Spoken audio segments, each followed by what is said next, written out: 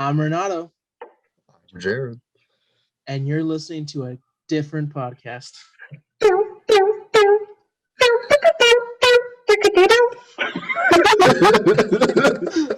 Let's go. What a lovely day! Andy, there's a whole world out there. Jump in. Can you dig it? Yeah. You must always pay strict attention. I was just completely enamored by it the entire time. Dude, he did not have to go that hard. I know, man. Isn't it wild? TheJaredcast. So it begins. Hello, and welcome back to the Jaredcast. I'm one of your hosts, Jared. With me is per usual, Jared. With a different background. Yeah, different background, Jared. I forget that we record the video of these. But we're rejoined by a very special guest, co-host of Listen to This podcast, 6-time Olympian, Mr. Renato Paniagua. Renato, how you doing? Well, I just got done polishing my my medals from the Olympics. I've gone 6 times. Yes, I'm actually and silver every time, which is weird and consistent. Dude, man, I've always come in second. I've always never made the top. I just made the steaming number 2. Yeah, just a steaming, just a steaming number 2. I'm actually much older than I look, considering that I've gone to 6, Olympics. I'm actually 47 right now. But I'm still going strong. Wow. Yeah, man. I people say I got a baby face, so I gotta gotta take care of it. Yeah, rock that moisturize. Do people usually guess that you're younger than you actually are, or older? Dude, okay, let me tell you straight up. Okay, like I remember going to dinner with my friends, right, when we first graduated college, and we were celebrating, and it was my friend, my 2 best friends from high school, and my friend's girlfriend, now wife, but they were sitting, right, and they all ordered beer. And no questions asked, right? Like, oh, let me have a lager, let me have an ale, blah blah blah blah. The moment it got to me, I was like, all right, can I also have a lager? And they were like, oh, can I have your ID, please? I was like, what the fuck? At least card everybody to make it seem like it's right. Yeah. And then I at this point, somebody told me I should be flattered, and maybe I should. But going to GameStop and buying a Call of Duty game, and they're like, ID, sir. I'm like, really? Really? I'm 23. I'm 23, man. Oh, no. Jeez. Yeah. I probably could have gotten alcohol when I was 17.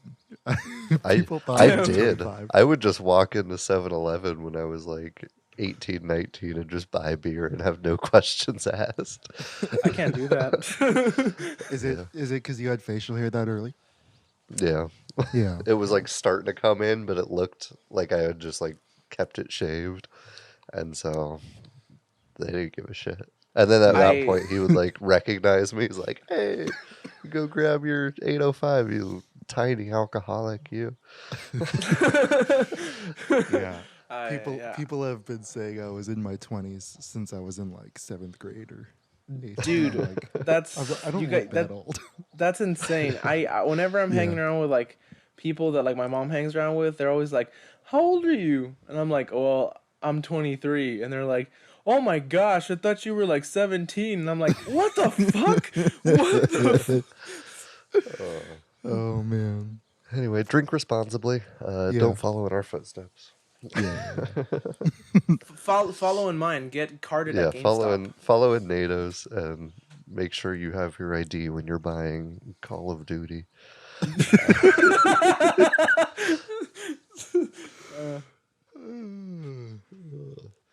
Anyways, we're here to talk about some movies. We got a couple damn good ones. Renato picked the topic, so kind. Directorial debuts. We've got a couple bangers for you. We've got a little bit of Hot Rod, a little bit of Kung Fu Panda Part 2, and Nightcrawler. I'm very excited to talk about all of these, but for different reasons. But until we get there, Jared, what do we got on deck before that? We got a top 3, and it's a pretty fun one. Usually we go pretty far out there with our categories. Yeah. Usually we go pretty far out there with our categories, but today we're doing our top 3 movie vehicles. So any movie, any vehicle, and let's go.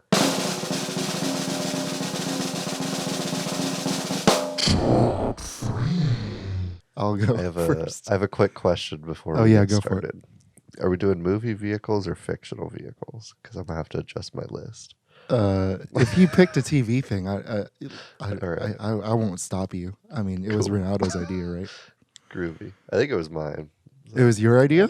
I think. Wasn't it? I don't remember. I don't know. Maybe. I assumed everything this episode is Renato's is the guest's idea, so that if it goes wrong, this one sucks. if this one goes wrong, I'll fall on the knife. All right. Yeah. We'll allow it. We'll allow it. Why don't you go first then, if you can? Oh, all right. Yeah. All right. Fine. Yeah. Why not? This was tough. This was a real hard one to narrow down. Kind of bummed we didn't do a top 10 for it. But coming in at number 3, I'm not a car guy. All right, I don't look like I'm super into cars. But what? I know, shocking. But one car made me kind of close growing up, and that was the Aston Martin DB5 from Goldfinger. It's my favorite Bond vehicle. It's clean, it's violent, it's tricked out, and I love everything about it. So number 3, Goldfinger's Aston Martin. So good. What's your number 3, Renato? You know what? The reason why I'm so quiet is because I'm so sorely disappointed. Because I didn't put that exact one, but I just put James Bond, Aston Martin, and I was like, okay, well, damn. But it's okay. I have reserves. Okay. For my number 3, I'm gonna go with the super mega iconic, the classic Jurassic Park Jeep. I just think it has a very cool '90s look. Whenever I see it, like it's nearly as iconic for me as like the actual logo. Whenever I see it, I get transported as like a kid again. I actually had one of those Jeeps when I was a kid, so it has a very personal spot in my heart. I know that it gets kind of fucked up during the movie, but I like it. So when the Jeep actually came out, what was it, Jurassic World? When you saw it, don't get me wrong, I don't know how they managed to fix it within like 2 seconds of finding it, but it's a dope Jeep. Very nice. Yeah, I also struggled with this list. I kept on adding and then deleting and then adding and then deleting the Starship Enterprise because it's so cool. But my number 3 is, I also had to go with a car, but mine's I got a 3-for-1 deal with this car. It's a Willys MB Jeep, a 1967 Volkswagen Beetle, and a 1977 Chevy Camaro. I'm not a car person either, and that's because I picked Bumblebee from the movie Bumblebee. It's not an amazing movie, but I love the relationship between Haley Steinfeld's character and Bumblebee in the movie. I think it's something that was missing from the original series that they captured, and what I love about Transformers movies from the past, they brought it back into the movies. And Christina Hodson, who wrote the movie, talked about like telling a story between two broken people, and so I love that it's that she while she's fixing the vehicle, she's learning to heal as a person. So while she's fixing Bumblebee, she's learning to heal as a person. So I love that about the movie. Yeah, Bumblebee narrowly missed my list, so I'm glad they got some reputation. Yep. Coming at number 2, from a TV show, because I'm a dirty little fucking cheater. Uh, you guys know I like a good bit.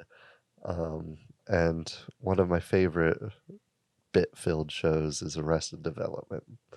So for number 2, I'm going with the Bluth family stair car. I think it's the funniest vehicle in movies and TV. Lots of good lines, lots of good physical comedy coming out of it. It's just hilarious to drive around a stair car in general, and I love it. So number 2, that stair car. Hell yeah. All right, cool. Next up, I have I don't know. I didn't do any of the cool little research, you guys, so I don't know the exact name of the and model of the car, but I'm gonna have to go with Grease's White Lightning. I think that's also an incredibly iconic car. I used to watch Grease a lot as a kid too with my mom. She loved it, so that bit always used to, or that musical number used to come up. And then that race, as now I watched it again, as anticlimactic as it is. I I still love the hell out of that car.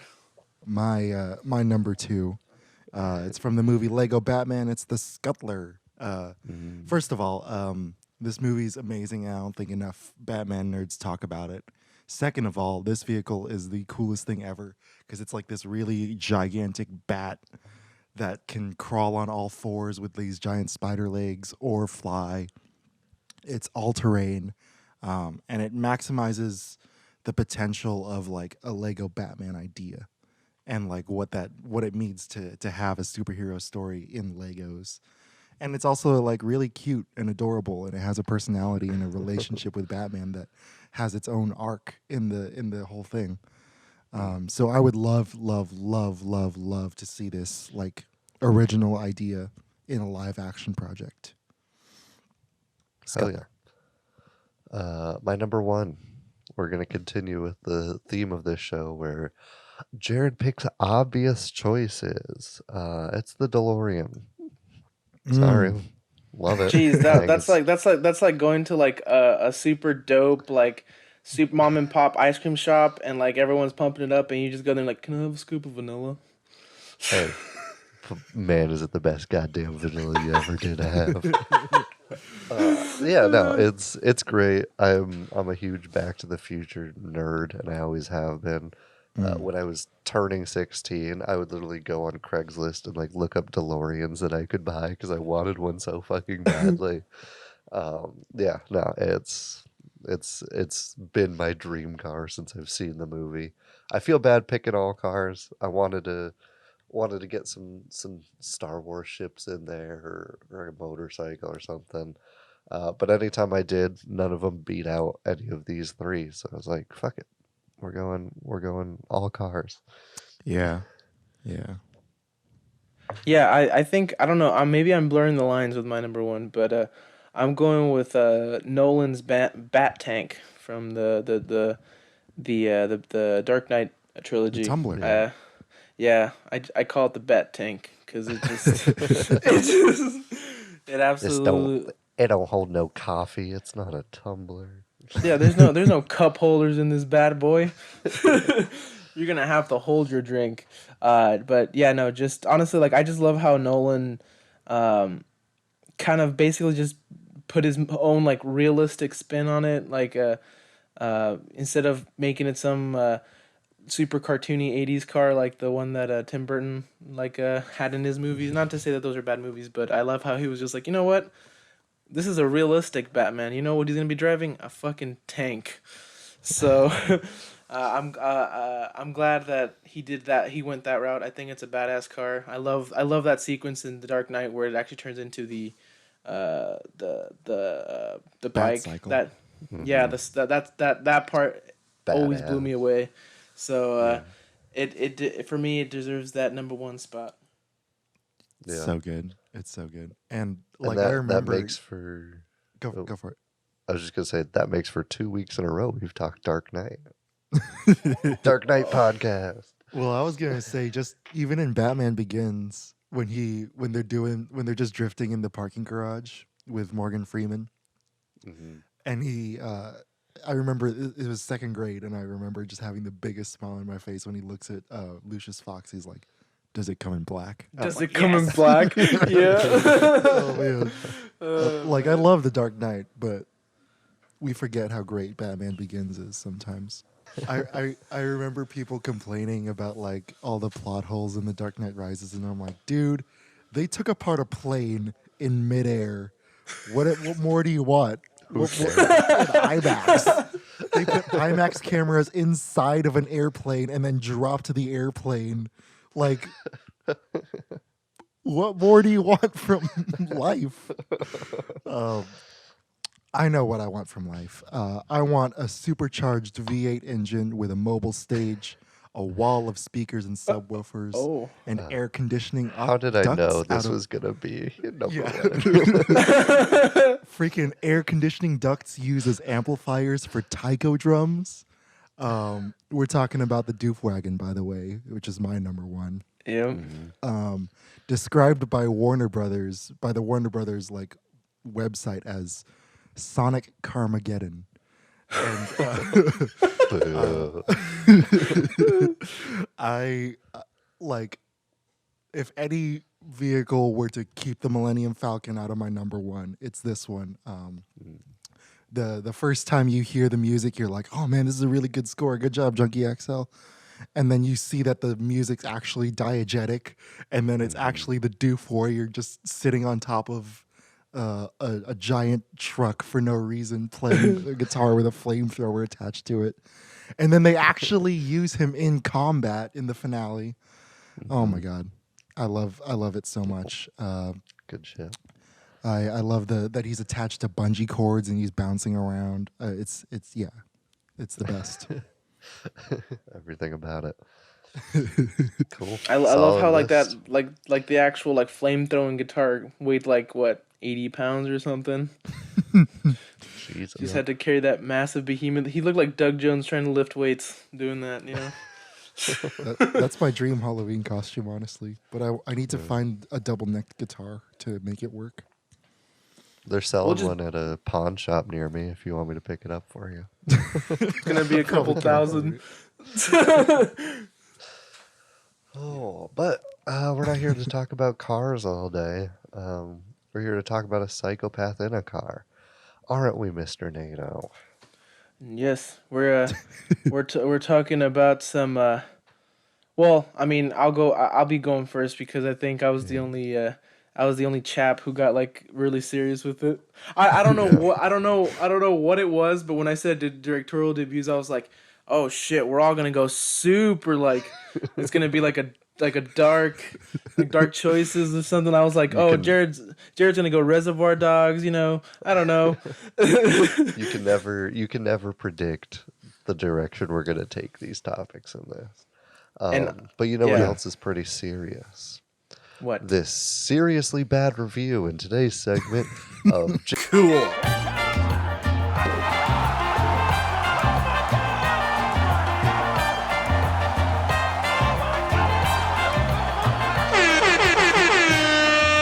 Bad reviews.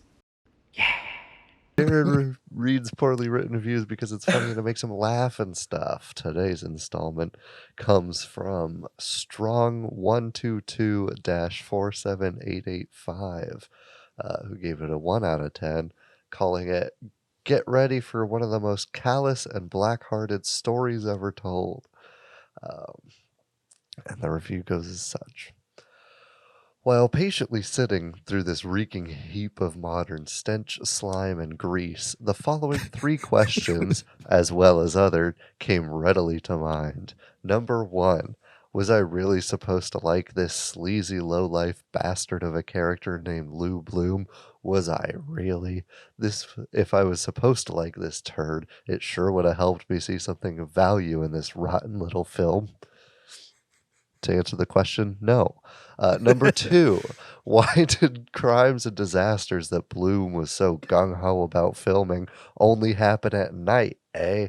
Why? Surely people got murdered and had car crashes during the day as well. Yeah, it's a movie. Number 3. The movie's called Nightcrawler. After viewing Nightcrawler from start to finish, was I at all surprised to find out that, sure enough, actor Jake Gyllenhaal had co-produced this $8.5 million production too? I mean, once I knew this little all-important tidbit of info, it explained everything to me as to why Nightcrawler was so sickening and over the top as it is gleefully celebrated and the success of one of the most despicable all-time losers imaginable. And yes, I thought Jake Gyllenhaal fit the role of Lou Bloom, a total blood-sucking leech having a feeding frenzy on the underbelly of society, to absolute perfection. Jeez, man. Fuck Jake Gyllenhaal, I guess. I'm not gonna lie to you. I applaud that person just because they put a maximum effort into that bad review. And once again, they're so close to getting the movie. Dude, that's what I'm saying. Like that's what like blows me away with these movie reviews sometimes, where it's like, look, no offense, okay, like for all the like the casual viewers, like I feel like sometimes they take movies so fucking literally, where it's like, this is such a shitty movie. I hate No Country for Old Men. How could the bad guy win? Like, I'm so mad. You're just like, did you miss the point go over your head? Like the line where he's like, oh, leeching off the underbelly of society. You're like, yes. Yes. You're there. Yes. You're there. So close. All you have to do is get over your weird Gyllenhaal bias, and you've got it.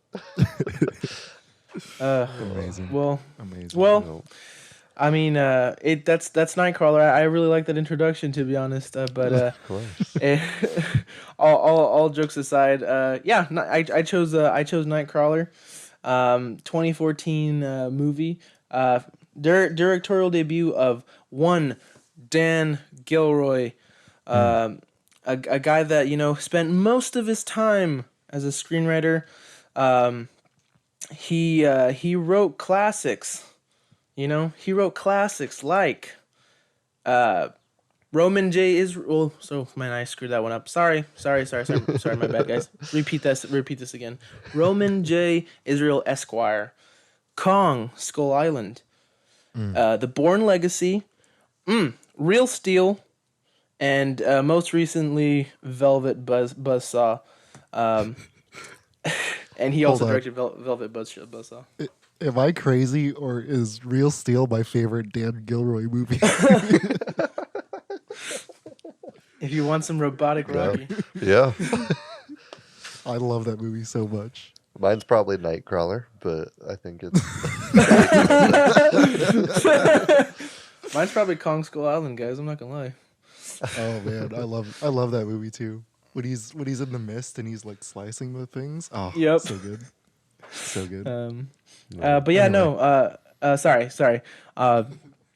Essentially, like, so basically this is a directorial debut. He kind of found inspiration for this movie after reading the book, the photo book, Naked City, which is just a collection of photographs by an American photographer by the name of Ouija, which is a strange name, but Ouija, from the 40s.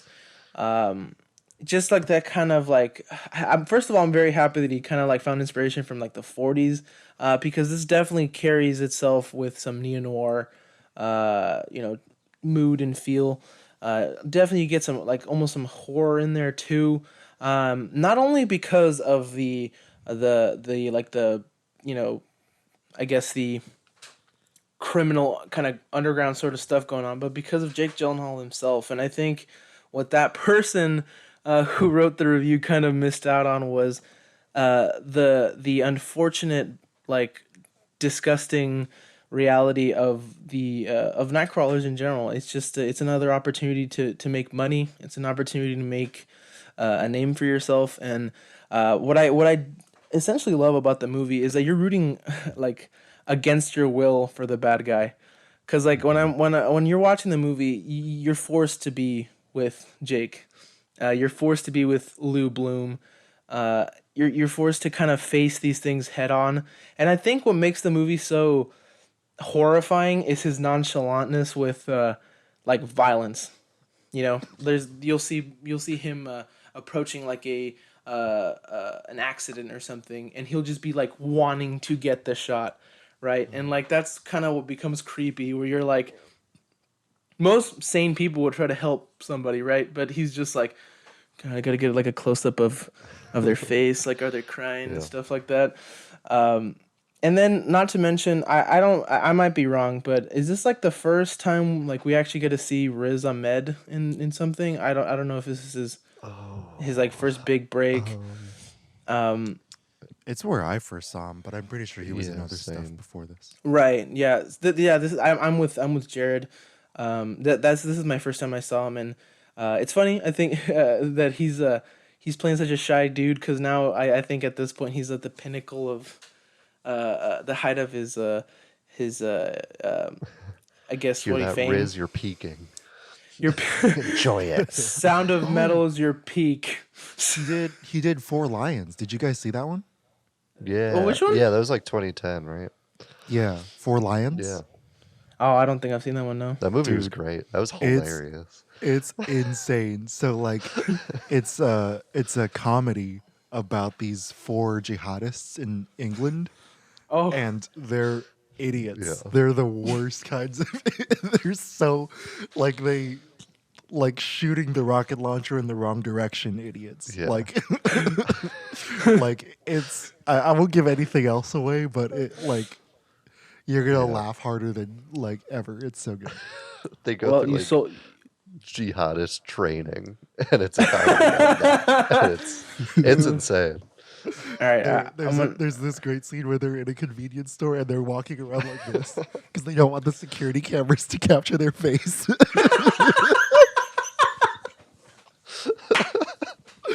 It's great. Yeah, it's worth a watch. I forgot that was him. Dude, now I have to watch it, and I'm definitely gonna give it a watch. But yeah, sorry. I'm gonna have to. Oh god, I'm gonna watch it probably later tonight. Do it. But yeah, that being said, I think Jake Gyllenhaal, that person who also reviewed it, hit the nail on the head too. I think he's perfect for the role.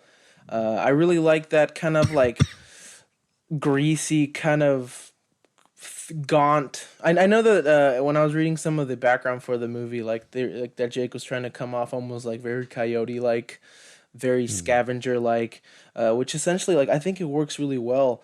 I think that he just blows me away every single time I watch this movie. There's always something really creepy about him. It almost feels like he's like an alien trying to like be human, in the sense that like he's like this really creepy looking dude, but he's wearing sunglasses. He got his hair slicked back.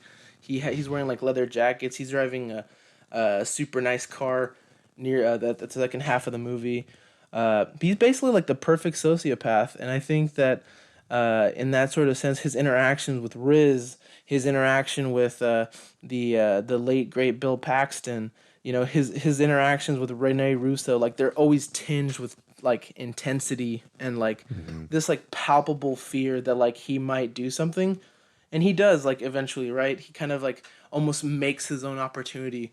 And I think like at the end of the day, it's just more so like a criticism on like, first of all, society's like innate obsession with violence, wanting to hear like the bad stuff that goes on all the time, the curiosity with the underbelly of society, and then not only that, but going hand in hand with the capitalistic nature of the United States, like doing anything for a buck and fame.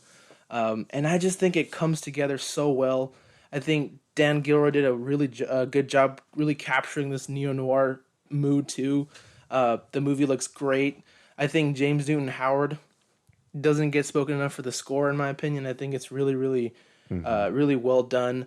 The cinematography by Robert Ellsworth, I already talked about how good it looks, but it just looks incredible. And, for what it is, it's really creepy. It's really intense. It's well made, and I'm kind of... I forgot who won that year, but I was kind of booty hurt that it didn't win for best screenplay. But there you go. That's Nightcrawler. Yeah. What would you give it out of 10? It's one of my favorites, man. I probably have to go like like I don't. How much is too high? Because like I think I'm gonna give it 11 like would a be too high. okay. I'm gonna give it a 9. I'm gonna give it a 9.1. Hell yeah. There you go. Yeah, awesome. Yeah, I also love this movie. I think Lou Bloom is one of my favorite psychopathic villains in the past whatever years. 7. I did math. And I love it. I think it's a beautiful film. I think it's a haunting film. It was weird watching it this time around after like working in journalism for a bit. So I was kind of focusing on like that side of the story where it's like kind of talking about how journalism is kind of just leeching for that ad dollars. And I think it's great. I think it's a fantastic film. It's a horrifying film, and I'm excited to dive in a little deeper. I gave it a 8.7 out of 10. Just missing that coveted 9 out of 10. But I think it's fucking fantastic. Hell yeah. By the way, it lost to Birdman in the Oscars. Oh, okay. See, so I take it back. Yeah. So there you go. Didn't get enough award. Yeah. I also love that one. We got to talk about that one soon. Yeah, I also really, really enjoy this movie. The first time I watched it with my 2 closest friends on my on the day of my 17th birthday.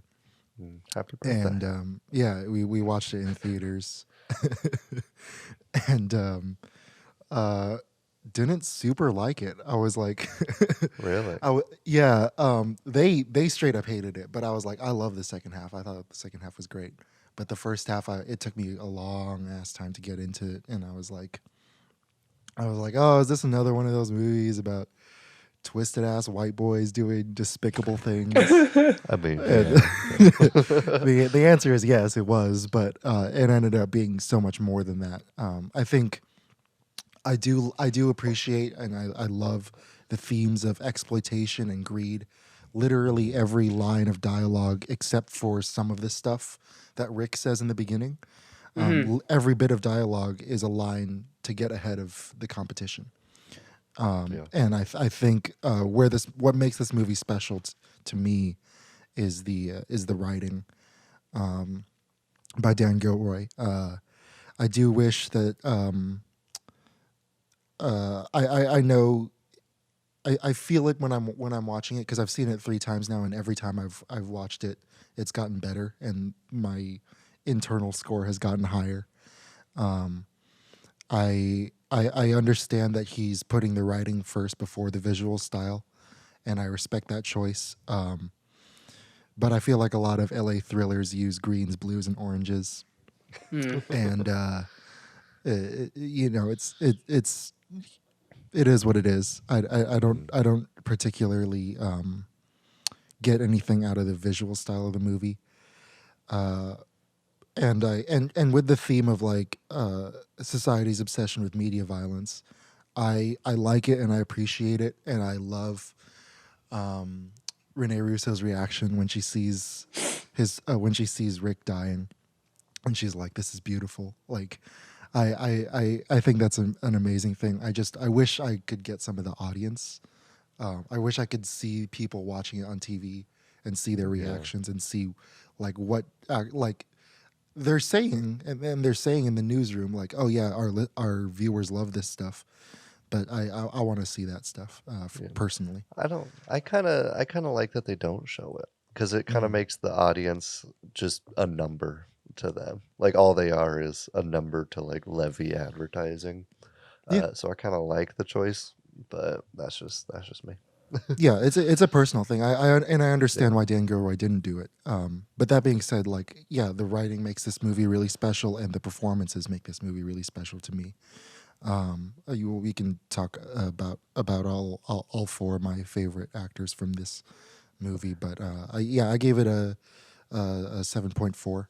I really loved it, and It's a great one. It's definitely worth checking out if you like these kinds of thrillers. Question for you, Renato, because this movie's so special to you. What specific choices made by Dan Gilroy stand out to you? I think for me, I'm with you too with like the dialogue. What I'm so fascinated by is just like, I guess what's funny is that just like how would I say, like meta it is, where like when it kind of when in its content, right, where it's like, we as humans are so like obsessed nowadays with like, well, I think we've always kind of been that kind of way where it's like we just want to see what bad stuff happens.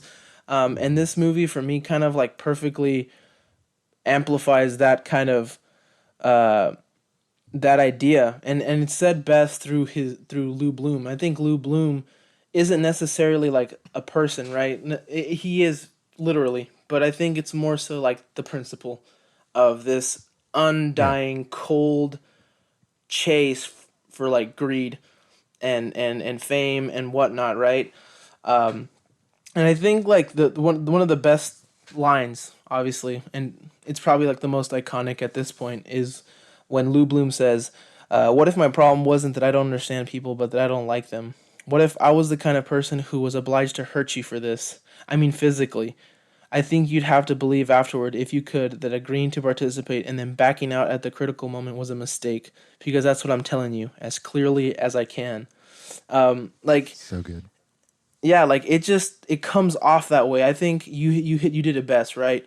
You bringing up the visual style. I'm always a sucker for that kind of that kind of stuff. So I'll always be like preaching about like the hues and stuff. But I think the writing is what essentially kind of like did it for me. I love how you mention it, right? It's almost a subconscious thing but you're right, where it's like every line is meant to progress literally the status of our characters, but also the film in general. And then just another line that I really, really enjoyed is between the interaction between Lou and Detective I'm sorry if I'm mispronouncing this, but Frontieri. I apologize. But the detective says, You filmed him dying," and Lou Bloom says, "That's my job. That's what I do. I like to think if you're seeing me, you're having the worst day of your life." Like, that is single-handedly one of the coldest things I've ever heard. I think I'm obsessed with that kind of like delving into like the psyche of that sort of stuff. Heart of Darkness, or reading any sort of like Cormac McCarthy, like Child of God, going into like the head of like a violent guy, is just something that I find fascinating, and I couldn't help but be attracted to that sort of stuff. Seeing Jake Gyllenhaal kind of transform himself into this like monster, essentially, who is basically trying to play human. He takes care of his plants and whatnot, but like he's doing is exploiting, manipulating, all for the sake of being at the top.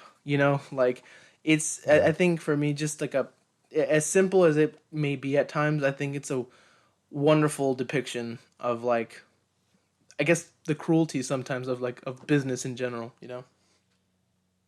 Absolutely.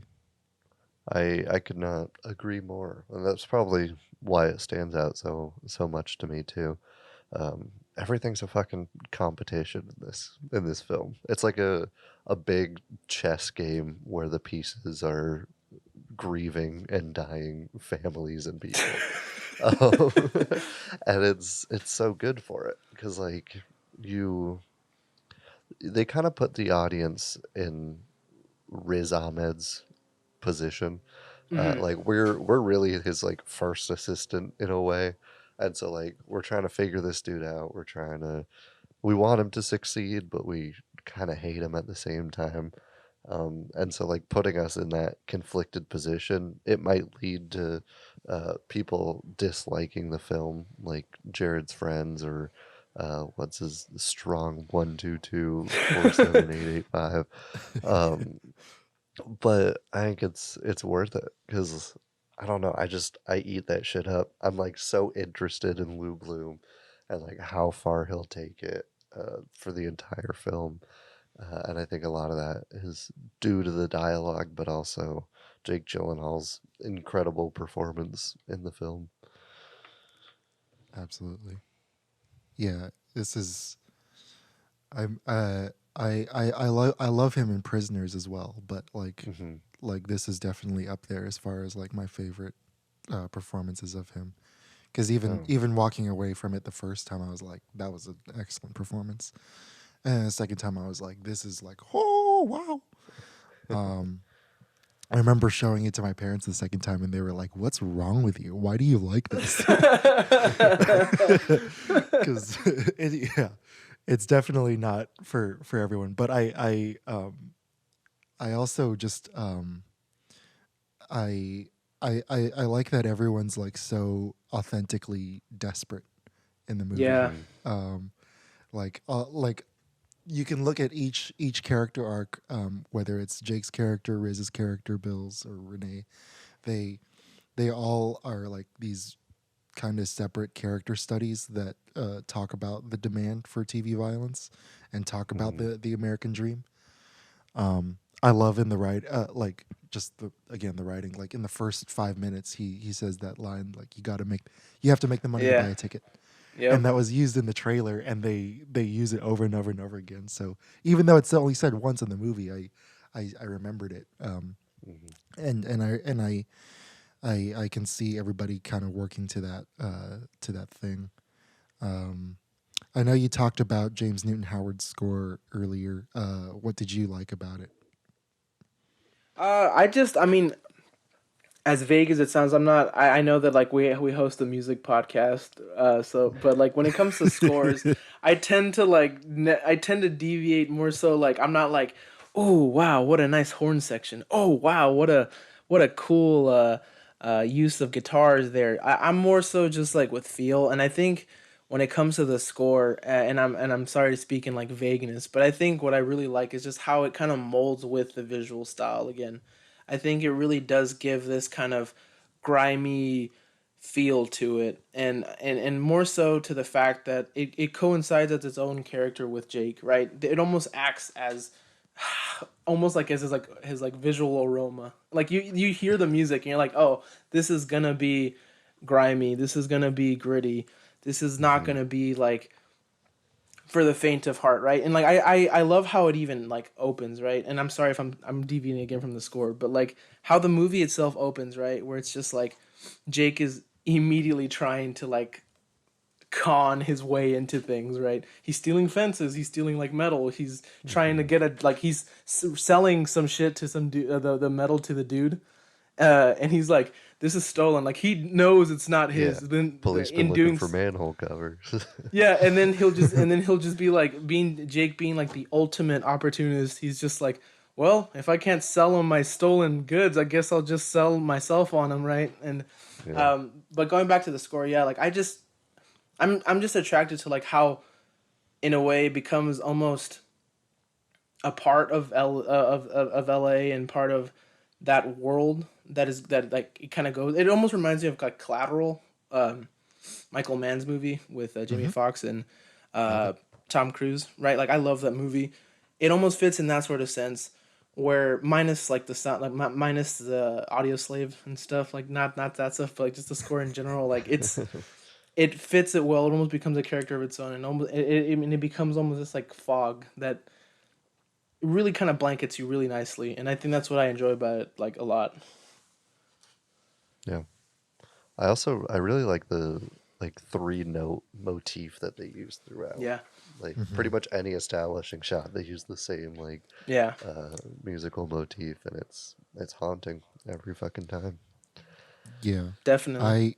The thing I noticed about the score was like in the first like 2 acts, or I guess in the first half or first hour, they the synths are almost like comedically bright. Like they want you to be like, oh, look at this like nice success story. Like he's like you're going for it. But then when he sabotages Bill Paxton's van, and they look each other in the eye, like the music changes and it goes to this really really low rumble, and those low rumbles, like even though the the piano comes in later on, and the synths come back in the car chase, like, and there are strings too. Like that low rumble persists through every scene that they have a score, and I love that like, oh man, there's still 45 minutes left in this movie, and it's gonna be a thriller. Like we're gonna really ratchet up the tension. So I you understand at that moment, like, this isn't just a jerk, this is a monster. Mm-hmm. And Yeah. I love that about the score. Yeah, I mean, and you make a good point because it almost signals like a transformation, right? Where it's just like Jake at first is just a slime ball who's just trying to record basically like tragedy, but Bill Paxton, like, his accident was no accident, right? It was essentially like, it was just Jake doing Lou Bloom things, right? And I think at that point it became like that's where like how you mentioned like how like the turn happens, right, in the score. It almost again it signals like he's essentially like almost becoming like he's becoming violence, right? And I think that's what I love about it too. It's this transformation of this dude who's just trying to get a buck, but in his obsession he ends up actually like trying to hurt people. And it's just horrifying. And he steals his idea at the end. Mm-hmm. He has two vans. And he's like, "Welcome to the future, brah." And like, I freaking love Bill Paxton's the king of one-liners, man. I love him. And but yeah, he steals his idea in the end. Like there's two vans, two crews covering two different sections of LA. Yeah, it's crazy. And that scene, that transition point where the van sabotage is so important because like you hate the other guy. He's fucking insufferable. But in one moment with one shot of a camera in his face as he's on a stretcher, you're like, oh, he's a person though. Lou Bloom is not. Like not even close. Yeah. And so like in a like 1 10-second shot, you immediately like switch sides. You're like, okay, fuck this guy even harder than before. And it's so well done. It's such a nice like pivot point in the film. Dude, you make like a solid point, like just to add on to that real quick. Like that is a good point because it's like everyone in the movie minus like Riz Ahmed, because I don't think he ever becomes insufferable. No, he's just more so like lovable throughout. Yeah, he's just so like lovable. He's essentially like the audience, how you mentioned prior to, where they're trying to piece it together. Not fast enough for poor old Riz though. But anywho, like he like I love how everyone in the movie is kind of like a shitty person, like because of like their business. But like how Jared mentioned, where it's like all of a sudden that one shot of like of them looking at each other. It's almost like your empathy comes out for Bill. And it's like, yeah, Bill is a Nightcrawler too. He's recording people dying and being hurt and whatnot. But all of a sudden, this action, like the actions taken by Jake, all of a sudden has almost like alleviated him of like his like ill will.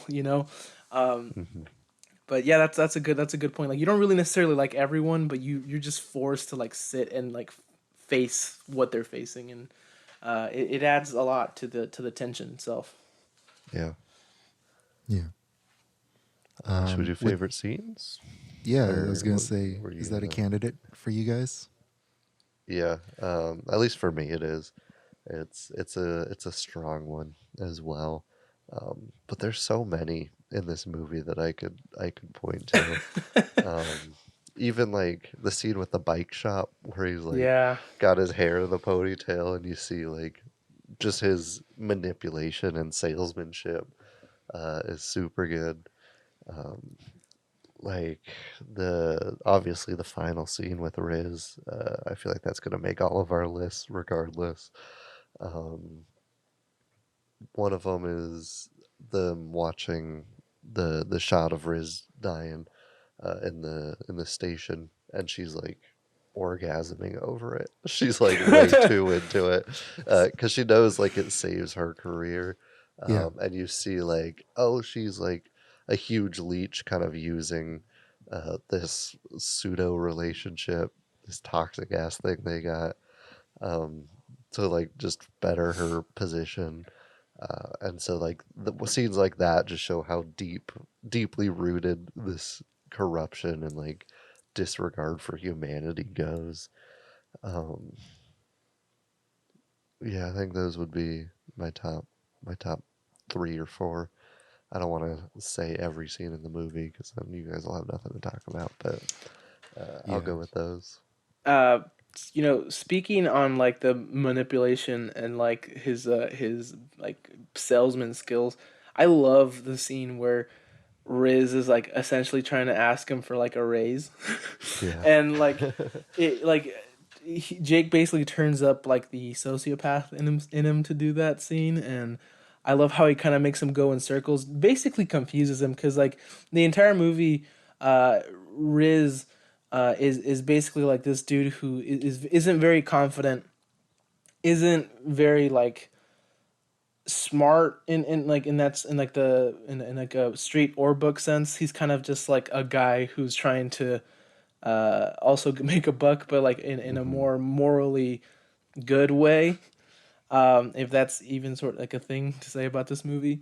But I love that scene. I love how he like is so serious and telling him all this stuff, and then like at the end he's like, "How much do you want?" And then Riz is like, 70, 75. And then he's like, "Deal." And then he's like, "Deal." And then Riz is just like, he realizes it's like, "I could have asked for more, huh?" And he goes, "Yep." And he just fucking like drives off of it. Like it's a very satirical scene, but it's incredibly like sinister. Like you're just playing around. Like, I mean, if it almost feels like Jake's playing around with his food, because like we all know how Riz ends up basically becoming the fodder for audiences, like the TV audiences. And I think that for me, that scene really like reminded me of like a tiger playing with their food almost. Like it's just like oh shit, and this is so bad. But I love that scene, and then obviously like the improvisational like breaking of the mirror. That part genuinely scared me when I first saw the movie because it was fucking loud. But definitely a good scene, worth the 46 stitches that Jake received after that. Yeah, I love that. I love all those scenes. Pretty much the whole sequence of the promotion to delivering the footage and then seeing it on the air. Like it's like that good chunk of the movie is pretty flawless. And I love the line that she says to the guy when he's like, when he's saying like, "Oh, we found out that the family in the home invasion." By the way, the home invasion is also one of my favorite scenes. Yeah.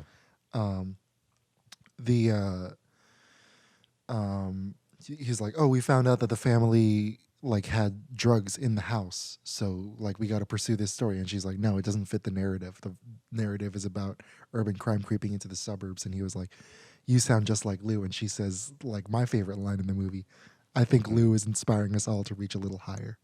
I was like, "Oh shit!" Like, ooh. She drinks the Kool-Aid hard. It's gross. It's gross. Another really like just disgusting scene is when Lou is blackmailing Nina into having sex with him. Yeah. I get so mad every time I watch it, but like I get it. Like I'm glad it. I'm not glad, but like it's a really well done scene. And he says something crazy like it's 5 minutes and 7 seconds of video that they're competing for. That's like all these people are fighting for 5 minutes and 7 seconds. Yeah. And I love that idea. I love that she tries to like fight back by offering him a production assistant job, but he knows the game. He knows that's exactly what he would do. Yeah, the whole movie's like Jared and Renato said, full of great scenes of this crazy dude. Yeah, you mentioned the home invasion scene, and I love that so much because when they're like showing it, it's one of the few times that like the audience of the film is the audience of the TV station. because you get like the narration and you get like her being shitty and being like, hit it harder, tell them how gruesome it is. But you're along for the ride with the like audience of the news there. You're looking at the baby's crib and you're like, fuck, did this motherfucker kill a baby, or did he like let a baby die for for his footage? And so you're on the edge of your seat just as much as they would. I think it's brilliantly done. Hell yeah. Indeed. Yeah, dude. I mean, I going to that home invasion scene, like, I think that's another layer where you kind of, like, because that's one of the first instances of, like, Lou directly putting himself in danger, but, like, he just doesn't give a fuck. Like, he doesn't care. He's just there being the prowler. It almost feels like you almost forget that there's danger there because Lou's there. And I think that's, like, like, the aura that, like, Jake kind of, like, shows off in that sort of sense, where it's just, like, or Lou Bloom is just as dangerous in the manipulative sort of sociopathic way, that when he enters a house where like bad things happen, you kind of genuinely don't like fear what's gonna happen to him. You know what I'm saying? And it's just such a weird moment too. Like when I watched it, I was like, I'm not even afraid that like he went in there. You know? Yeah. There's also another quick scene where he's like ironing his shirt and watching TV, and he lets the most psychopathic laugh out of fucking nowhere.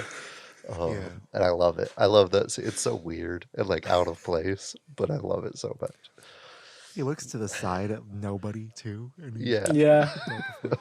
Yep. Gross. It's so uncomfortable. Good shit.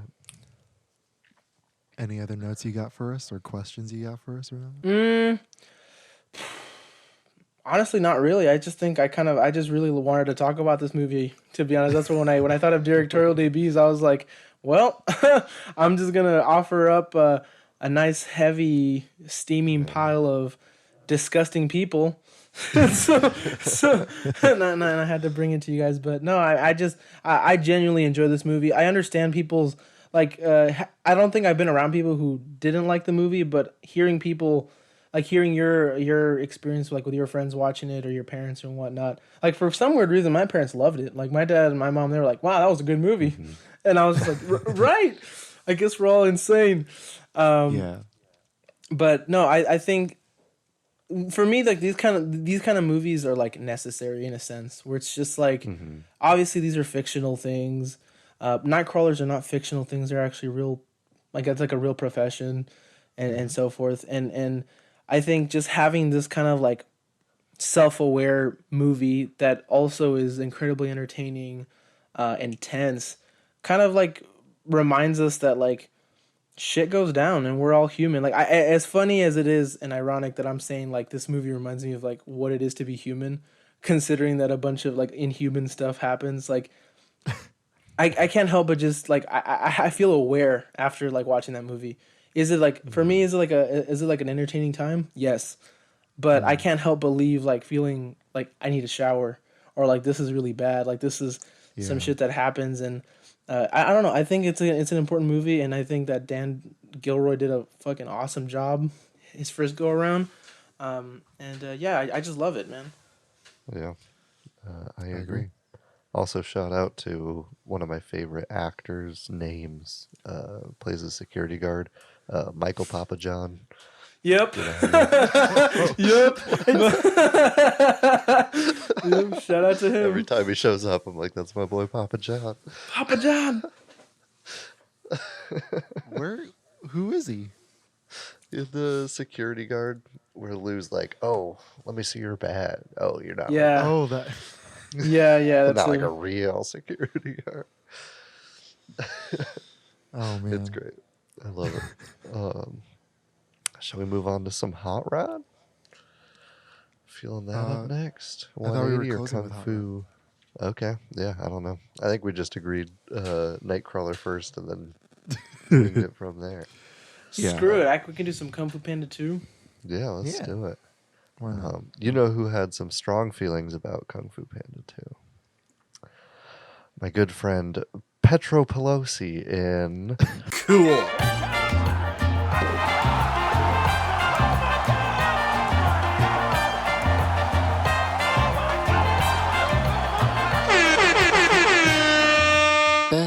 Reviews. Jared reads poor reviews of movies that we're watching because it's funny and it makes him laugh and stuff. This one's great. He titled it, "If You're HJH/capital H." Also used the wrong your. I think he was going for high. I don't know. What It's a the? doozy. I saw that and I was like, that's the one I'm picking. And his review goes as this. Now is important. Waste your time going to a theater if you must. Waste your time writing a review. But I have nothing better to do is not an excuse, but it is an excuse. If you like it, buy the DVD in a few weeks. Go see This Is Your TV Broken. Nah, read a book, play an educational game, breath and meditation about all the time you've wasted in now the watching cartoons when you were young. This is so hard to Goodness read. gracious. I saw this movie with a 4-year-old. Neither of us wanted to watch it again, which is not the case with Steamboat Mickey or the first one with the airplane. If you have a child to take with you, it may seem like an excuse to see it, but it is not. It is a regular, trivial movie no one has come to expect from a cartoon. Is it better than the cartoons that were played before the movies in the past? No. Is it worth $10 a person? No. Is it better than an old episode of Kung Fu? No. Is an sentient adult able to watch it without changing the channel? No. Can I finish writing this review? No. The summary was partially written by a 4-year-old GR. So in summary, the panda wins again, and some bad people like being bad. It's in da jeans or something. JEANAS. Why does the panda look like William the Refrigerator Perry? Oh yeah, Oh it's my just God. a cartoon that you can watch on TV for free or find on DVD from $5.99 soon. Congrats, that- Jared. You got through it. I'm not I'm gonna proud lie of to you. you guys. I'm usually one that is I'm for free speech and I'm for criticism and whatnot, but that person needs to get their review card revoked. Like, super hard. Why does it man. kind of feel like an ad for the DVD? It felt like an ad for William the Fridge Perry. Yeah. I don't even know where to begin with that one. I don't even know. It's a lot. It's rough. Do we know? So what was this person's username again? Petro Pelosi. Okay, so we're assuming male, maybe. I think so. Adult male? It gave me adult male vibes. All the super illiterate ones, for some reason, I assume are men. Yeah, I don't know if adult women actually care enough to put that much effort into. Oh my goodness. Yeah. What I'm scrolling through his previous reviews too. He was a big fan of Horrible Bosses. Said Oh, it of was course he the was. funniest movie of yeah. the year, but it was no Some Like It Hot, which is a weird comparison to make. Yeah, why? Hated Rise of the Planet of the Apes. Was kind of horny for Bad Teacher. It's a very sexual review. Oh my god. So yeah. he's an asshole. Yeah. I love that he compared it to the show Kung Fu, where it literally whitewashes Kung Fu. And Yep. like, oh man. Oh, yeah, it's great. Yeah. Shout out to Petro. I'm sure Petro would match my score for Kung Fu Panda 2, which is a 7.9. I actually really like this movie a lot. I've seen the first one probably, I want to say like 8 or 9 times, because it was one of the first Blu-rays we bought, and like, so I basically I had like that one, Get Smart, and like a couple others. Yeah, the first one's like very, very special to me as both a small child and as an adult. Like I still really enjoy it. I think it's a fun kung fu movie, especially as someone who grew up watching wuxia action movies and martial arts action movies. It's the directorial debut. This second movie is the directorial debut of Jennifer Yu Nelson. Her favorite directors who influenced her are James Cameron, Ridley Scott, and Katsuhiro Otomo, who directed Akira for the movie from last week. Shout out that episode. Go watch. Yeah, yeah, it's one of our good ones. They're all if good. there are any. Every episode's perfect. She studied fine arts in illustration at Long Beach and has been in animation since 1994. She's been the story artist and head of story for 4 different DreamWorks animation movies, including Madagascar and Road to El Dorado. And she directed the 2D opening in Kung Fu Panda 1, which is my favorite scene in that movie. It's super cool and like stylized and kind of a westerny type thing, and the producer was so impressed with her work and being the head of story, with her work as head of story of Kung Fu Panda, that even though Nelson didn't want to direct, she basically was like, hey, to the rest of the crew, like, hey, what do you think about this person, or about Jennifer directing? And they were all like, yeah, she's the best, do it. And so even though she never asked, she got the job for Kung Fu Panda 2. And I think she killed it, especially for a first time director. It's very rare that you see an animated film that has a solo director, and it's even more rare that you see a person of color and a woman directing this. When the movie came out, it grossed a worldwide total of $665.7 million. At the time, it was the highest grossing film directed by a woman until Frozen 2 years later. But even that one wasn't a solo directed movie. And then Wonder Woman came out, I think, 2017 as well. And that one, it came out in 2017, and that one became the highest grossing film directed by a woman. Did you guys hear that? Yeah. Yeah.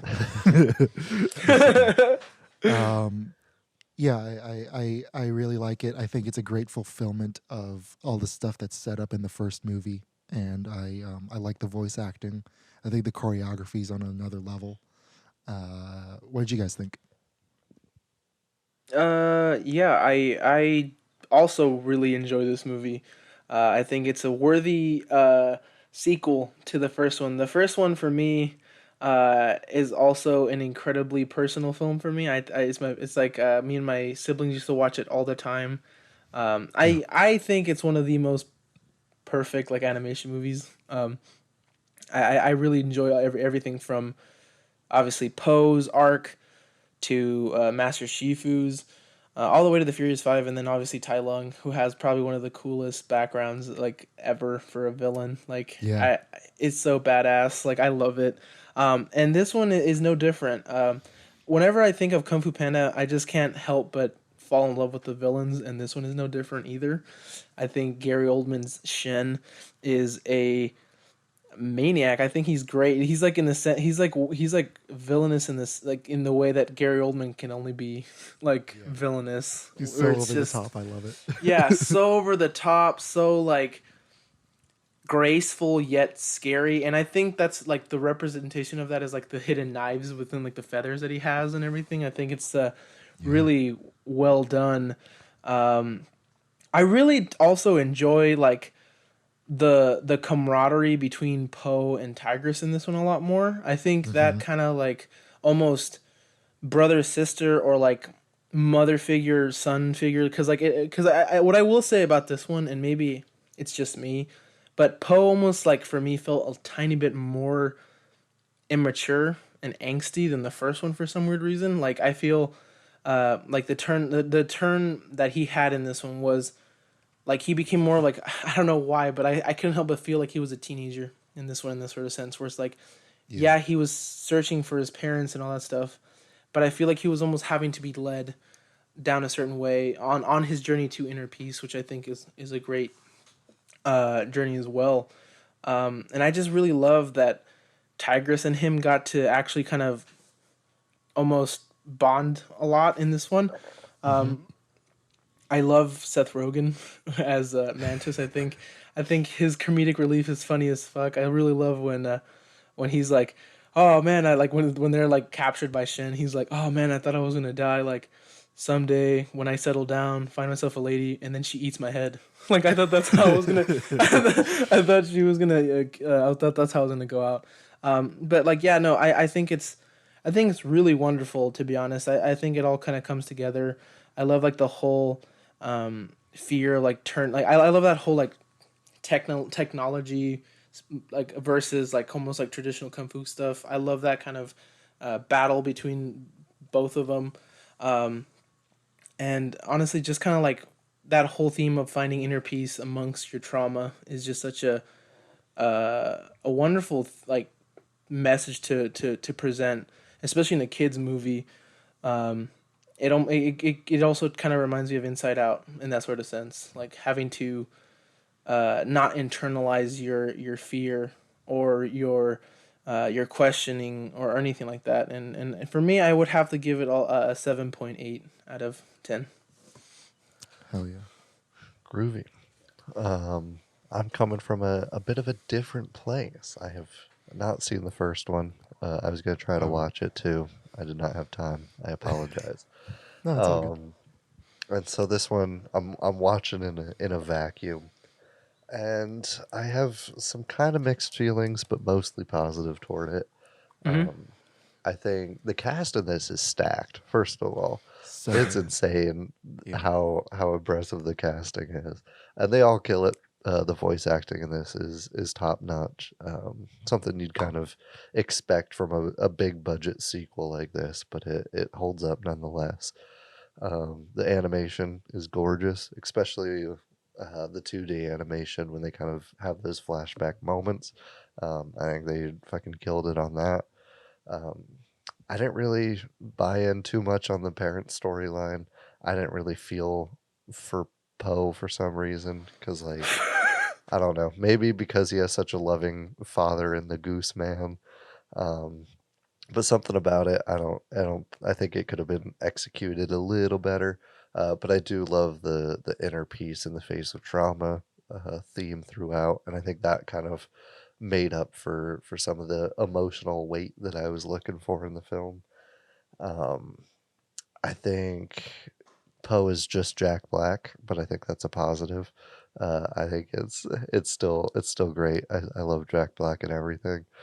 I don't know if you guys felt this way, but it seems like Poe is pretty carried by his team until like the very end of the film, like Yeah.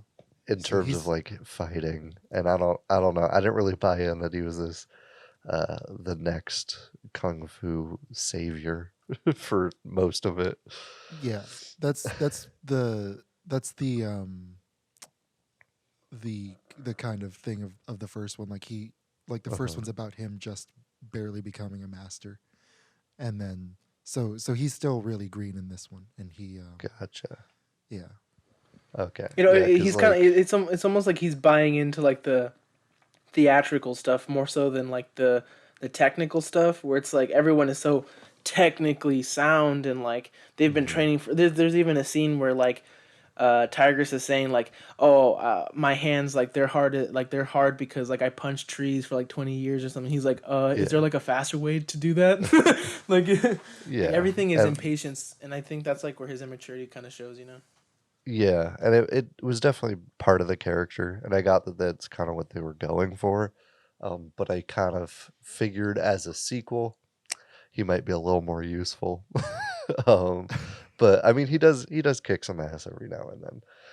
So I'll give him a pass for that one. But overall, I liked it. I didn't love it. I wasn't like super blown away. It wasn't anything incredibly groundbreaking or different or unique for me. But that said, I think it's a better than average kids movie, and I still enjoyed watching it despite not seeing the first, which is kind of a rare feat for a sequel. So I gave it a 6.2 out of 10. You're good. Yeah. So this stars obviously Jack Black as Master Po, the Dragon Warrior. Angelina Jolie plays Master Tigress. The villain, as Renato previously mentioned, is played by Gary Oldman, who's just deliciously sinister throughout the whole thing. I love him. The rest of the Furious Five are played by Seth Rogen, playing Master Mantis, Lucy Liu, playing Master Viper, David Cross as Master Crane, and Jackie Chan as Master Monkey. Mr. Ping, Poe's father, is played by James Hong, very underrated actor. Dustin Hoffman plays Master Shifu in a smaller but no less badass role. Dennis Haysbert from the Legends of Tomorrow, DC's Legends of Tomorrow, he plays Master Storming Ox. No, that's a different guy. Victor Garber is the guy in Legends of Tomorrow, my bad. He plays Thundering Rhino. And Jean-Claude Van Damme is Master Croc, which I was so happy because in the finale he does the Van Damme split kick, and I was like, yes, thank you, Jesus. And just for shits and giggles, Michelle Yeoh is the soothsayer. Like, goodness gracious, and Danny McBride is the wolf boss. Yeah. So this, did you say David Cross? Did I miss that? David Cross is Master Crane. Yeah, I love him as well. He's even funnier in the first one, so I recommend that, Jared. He has like one funny moment in this movie, and he's when he's like, "Caw-caw!" and he fucking like flaps his wings to like make his sail go faster. It's great. Yeah, they broke the bank with the cast, and I'm so happy that they did. And I really love Angelina Jolie's performance. I know at the time she was choosing more and more kids movies because of her own children. So it's nice to see her like get a bigger role as Tigress and a more sympathetic role. And I love that the production crew like showed even more familiarity with Chinese culture. I am not Chinese, so forgive me if I'm wrong about that. But he's Mexican. I'm Filipino, which is basically Mexican in Asia. They visited the city of Chengdu, which was modeled to inspire the panda hometown.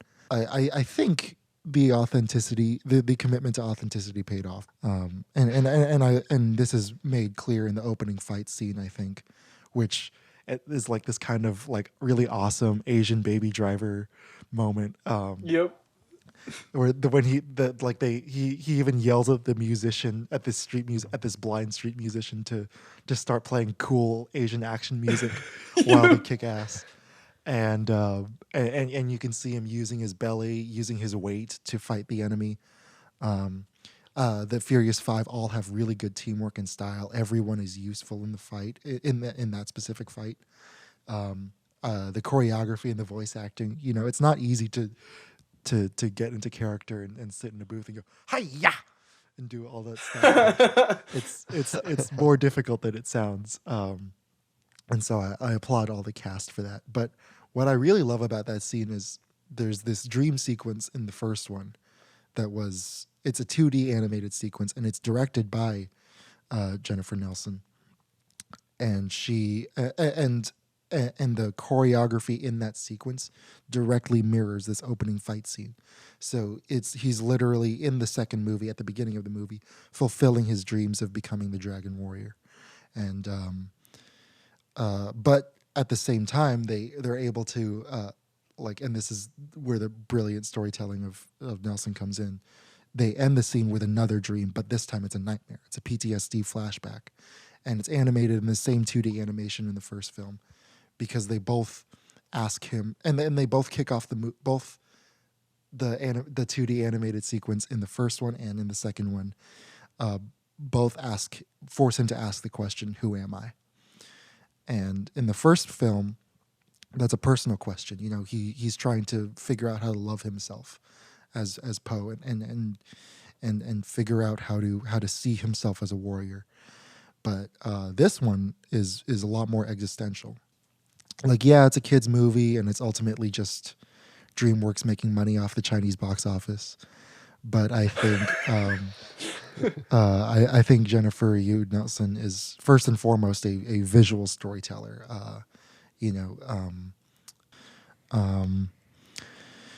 To you guys, what choices did the director make that stood out to you guys? I'm gonna just go out on a limb and disagree with Jared. Sorry, the other Jared L. My beautiful co-host on our other one. But Oh yeah, I actually, not to say that I didn't care about the parent stuff, right? But I think what I enjoyed a lot was that worry that his, like, I guess, like, you could say his surrogate father had, like, that kind of like weird tension that Poe and his and what was his name again? Mr. Ping? Yeah, okay, so like him and his surrogate dad having that like uncertainty.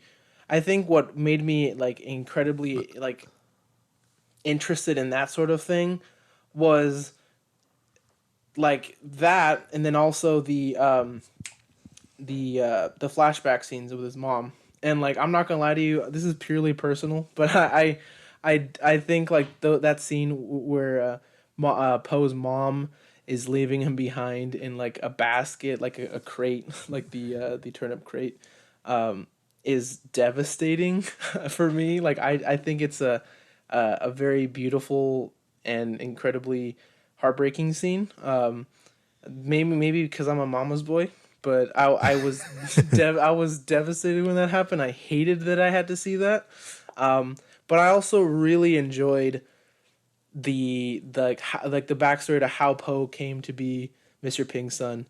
And like, I genuinely, it almost like mirrors the Tai Lung like sequence from the previous movie. I'm sorry, Jared, you haven't seen it, so you have no context, but it kind of like it mirrors that. And I couldn't help but almost like feel even more connected to like Mr. Ping and Poe's like relationship. That like, I know in the third one that he actually like does get to find the pandas. I haven't seen that one, but if it were to end in the second one, I would have been like, okay, like the whole point of him was to kind of like find peace in what he and who he is and what he is. And like, yeah, the past is the past. Whatever happened was terrible, but it's more about like the people who are with you now and the people that have made you who you are. And I just really, really like was interested in that a whole bunch. And that goes hand in hand with the Tigress stuff too. Because Tigress also, like, from the first movie, she's like incredibly stoic and unfeeling. She doesn't want to like, she didn't get the love that Tai Lung got from Shifu, right? It was more hard-nosed and it was more like cold. So Poe almost kind of brings out a little bit of that out of her too. And it just kind of becomes this really nice triangle of like emotional levity, and I just love it like a lot. Yeah. Very excellent. Yeah, I don't know. With the parent sequence, like, I liked parts of it, but I don't know. I didn't feel as attached. Maybe because I haven't spent a whole nother movie with these characters, and I haven't really grown with any of them. Something about it just didn't really connect. That's just me. I do like that Shen caused like shit with his parents in the past, because it gives that rivalry a little more weight than just being like, oh, Poe's the Dragon Warrior, so he's got to be able to stop this guy. It makes it a little more personal, and it just adds to that inner peace kind of plot line even more for me. And so I like the weaving of that. I love the animation. Is probably what stuck out to me the most throughout this film. And so I think directorially she did a fantastic job with that. And yeah, I think those two were the things the choices that she made that really resonated with me. That I would say. Yeah, I love the animation as well, especially in the fight scenes. Like, I remember watching early Bruce Lee movies, like in high school. Like, I forget what it was called. Oh, it was the Big Boss, and Yeah. and then after that, I saw Enter the Dragon. And like when you're watching the movie, he's moving so fast that the camera can barely catch his moves. And I love that this movie kind of does the same thing where it's like, whoa, what did Viper just do? Like, I got to see that again. And so I end up rewinding and watching it again. Or like when you see Tigress like just swatting away fire arrows with her bare hands and like grabbing the piece of wood. Like, you don't even see her grabbing the piece of wood. I had to go back and make sure that she grabbed it first and then do it. Because everything's super quick. I love that about the direction in the film. Yeah, the action sequences are gorgeous and so well done. Yeah. Even like the eye trace alone of it just keeps you from getting disoriented. You mentioned Mad Max in the beginning, and that's why that movie excels so well. It's because your eye is just being drawn across the screen and just dragged from one point to another, even across cuts, even across scenes. And so without that, the action scenes would be crazy disorienting, but she pulls it off super well. Yeah. There's like a triple action sequence thing with when they're stuck inside the dragon costume and they're like doing this kind of weird Pac-Man thing. And then that goes straight into the cell block fight with Master Croc and Master Storming Ox. And then that goes into the market chase with the wolf boss, and then when he's chasing him on a cart, and they all kind of blend together in this really amazing sequence.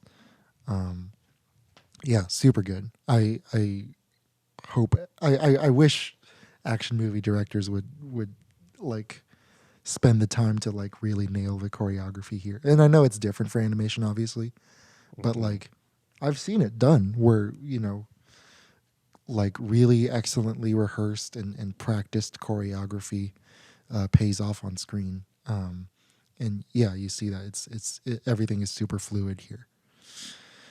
I'm just reminded of like the Raid 1 and 2, like just like seeing like the possibilities of like disciplined choreography where it's like you don't have to go around with the camera going like like I get like, oh, it's Liam Neeson, he can't throw a punch anymore, guys, like let's cut it 50 times. It pisses me off so much, especially when they do it with like women action stars. Because like they'll be like, yeah, girl power, all this stuff, but then I can't see what they're doing. Like they're working so hard on the stunts. They're working so hard. Yeah, they're working so hard on the choreography. I remember, like especially for the marketing for Elizabeth Banks' version of Charlie's Angels, they were all about that. Like, yeah, women in action. All the haters are just sexist. But like trust me, nobody's a bigger fan of like female-led action movies than me. Yep. And like, and when you don't care about the action, it takes away from the story that you're doing. And like, I love that they take the time to like show how powerful Tigress is. When she turns around to face Poe, there's a shockwave, and everybody just shuts the fuck. Like, oh my god, I love it. And it's go. I interrupted. No, what were you gonna say? I was just gonna, when you were talking about women in action, I was gonna compliment. What was the film we watched with Alquan? I think you picked it. Oh, The Night Comes for Us. Yeah, they did great. Yeah, great that's a great female movie. Action sequences. So I just want to give a quick shout out to that movie for doing it right. Hell yeah. And like, another thing that she does, like, I know you like, Renato, you love the scenes with her and Poe. I love those as well. There's the great scene when it's just the two of them on the boat, and she was like, yes, she is like, the mask is not a worthy opponent. I am. And so he punches her hand, and he hurts himself punching her hand. Yeah. And she's like, I spent 20 years in the ironwood forest punching the trees. And he's like, that is severely cool. Yes, he uses severely. Severely. Yeah, I love that about like Jack Black's performance. You really get the sense like this is a kid who gets to fight with his like alongside his heroes and be friends with his heroes. Yeah. What are you guys' favorite scenes? I mean, I think I spoke about it enough, but like I absolutely love the scene just with him and Tigress. I think like that, because I mean, again, like in the first movie, they build her up to be such like a like stoic, yeah, basically like she's just like a dick, not because she wants to be, but that's how she was taught, right? And I can't help but just be like enamored by how well the emotion comes off of both of them, and it's very like held back at the beginning, right? Where like Poe doesn't really want to tell them that it's like personal. It's about like his parents and whatnot.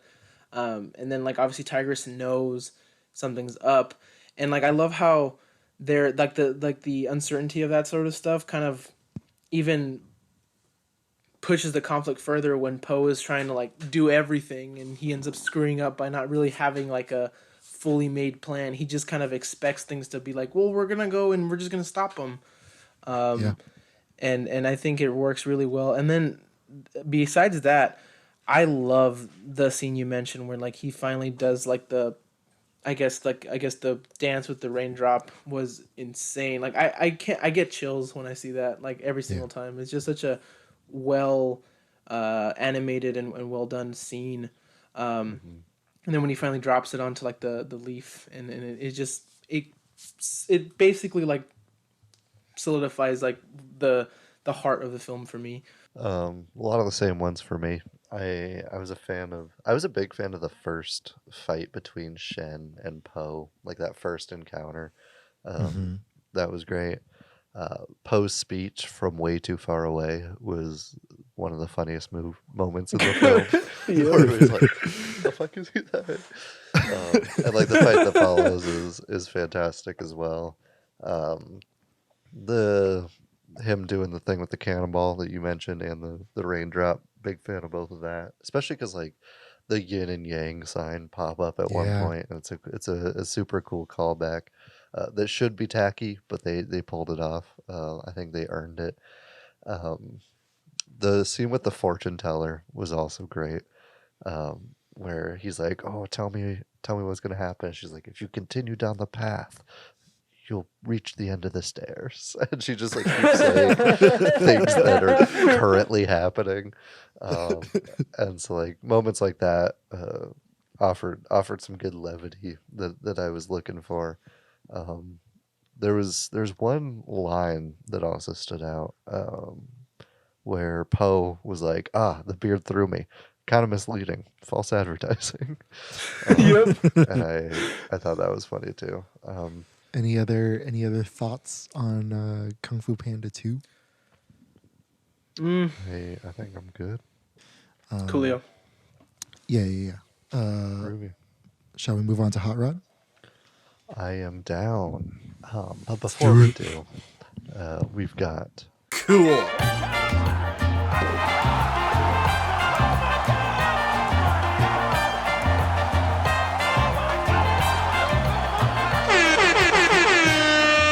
Bad reviews. a bit of a special segment that I like to call Jared reads bad reviews of movies that we're watching because it's funny. It makes him laugh and stuff. This one coming from Hot Wheelered 61843 gave it a 1 out of 10, titling this review Hot Rod. Okay, I know what they were trying to do. He wanted to be a stuntman, but he was a very bad one. Okay, I get it. But in this case, the actor was just kind of really stupid. He even acted like a little kid throwing a tantrum. The way he did it was just too childish. Even all his buddies were kind of idiots. his little sister was even smarter than him. Then this really hot chick comes around and is pretty much interested in him. Okay, at least make it when the hot chick is on the run like Yucky until near the end when she just falls for the dingbat. Don't make her fall for him the first time she meets him, even when she has a boyfriend. I don't know, this film could have been a lot better. It was just kind of stupid. Oh, and father is very sick with a heart problem. But in most film, he was in pretty good shape to me. With the reason why I say heart problems in my family is a big one. If you are watching for a heart transplant, you with not be outrunning are the way. I don't know, this film was just way too corner. Oh man. I feel like I've had a brain aneurysm this episode. Yeah, I Yeah. I don't even have a response. He also capitalized hot chick each time as if it was like her actual name. Oh my god. Jeez. Yeah. Another bit of a gem. Once again, great. the intention of the film goes over a moviegoer's head. Oh man! Like whenever I say that, I hope I don't sound like an asshole. It's just like it's just like, come on, like you watch this movie, do you really like go into this going like, wow, they really, really like made a super surface level movie. Like there's no intention, there's no sarcasm. They played it straight. Like it. I don't understand how somebody could watch this movie and be like, wow, this is so stupid and surface level. I mean, he's not alone. I think this is the lowest rated movie that we've recorded an episode on. I looked it up because I think the closest that would come was High School Musical, and that has a 63 on Rotten Tomatoes. This is coming in with a 39. Wow. So, in theory, this is the worst movie we've watched. But I love it. I love it a lot.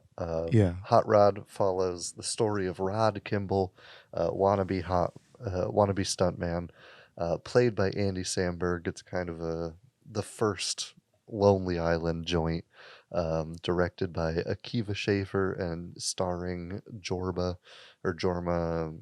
I closed the cast list. Tacone. And I think it's got a lot of heart. I think it's a very dumb, surface level for the most part movie, but there's charm within it. You really care about Rod's desire to have a father figure in his life. And I think it's well done. I think comedy runs through the bones of this film. It's predictable at times, but even like in its predictability, it's surprising in a weird way. Like, you know, he's gonna fail all his stunts, but you never really know how. You don't know what the result is gonna be. But I love it.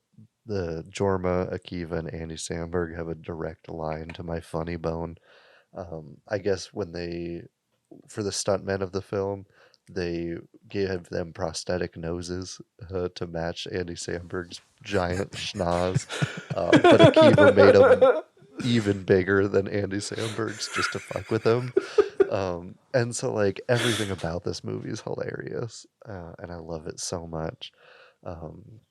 I gave it a 8.5 out of 10. It's not the most groundbreaking film. It's no Citizen Kane. It's not gonna have the lasting impact that like Airplane will have. But it's fucking hilarious, man. And I love it. What'd you guys think?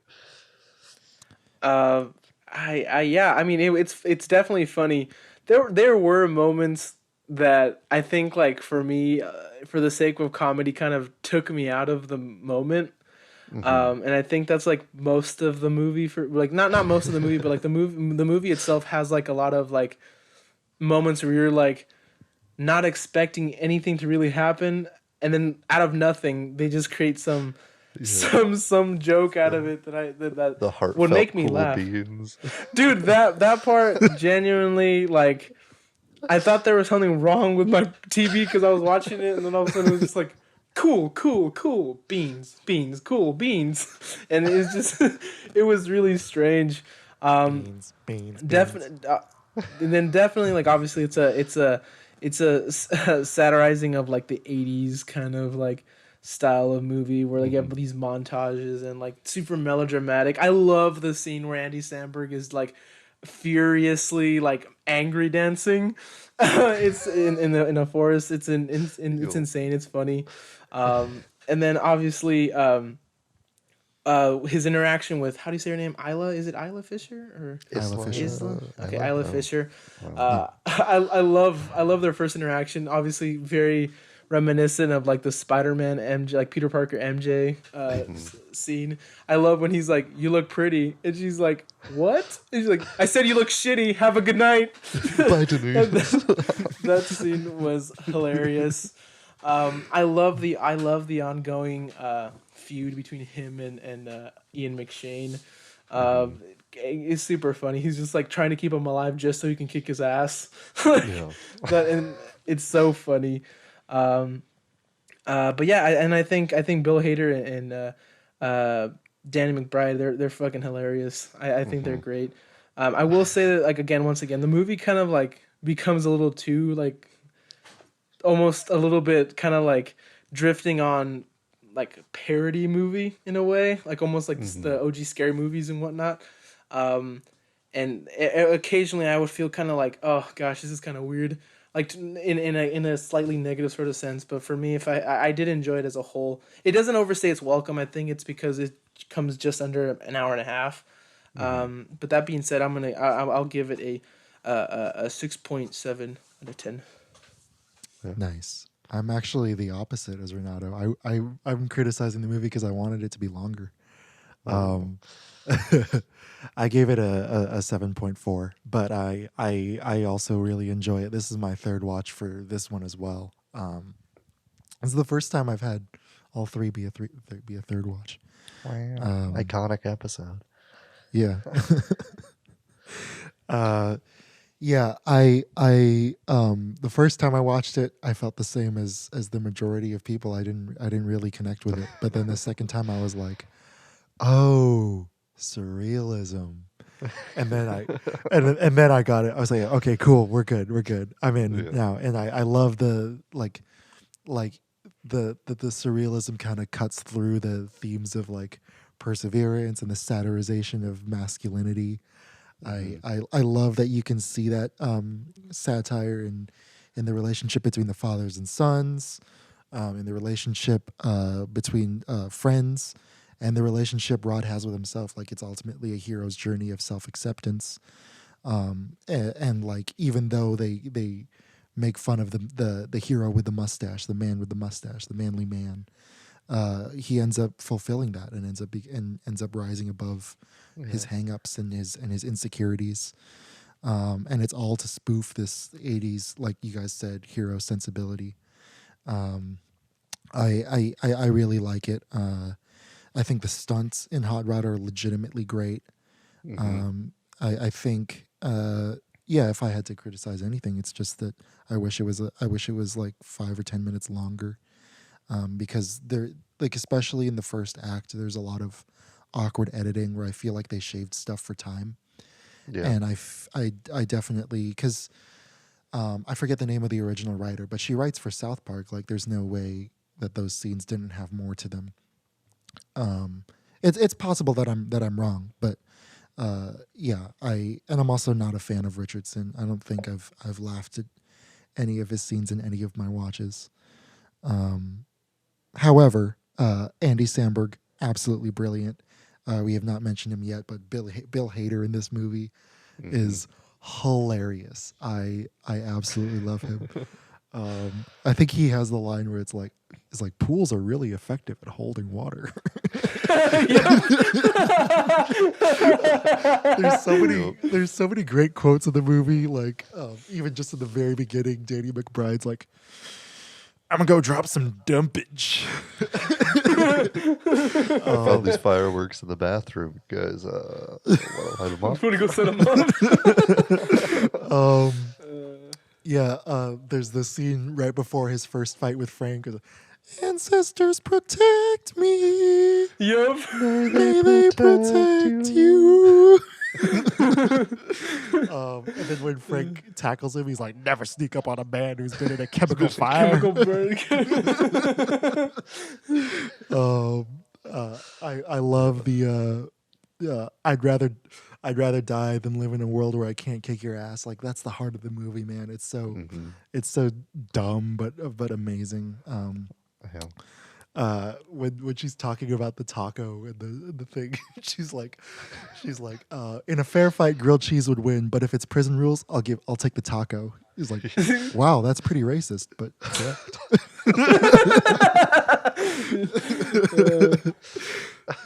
every character gets a memorable line in this movie, and I really admire them for that. And like I said about the surrealism, like it always keeps you on your toes every single watch. I'm like, and I love that it's like I don't know how to describe it. It's like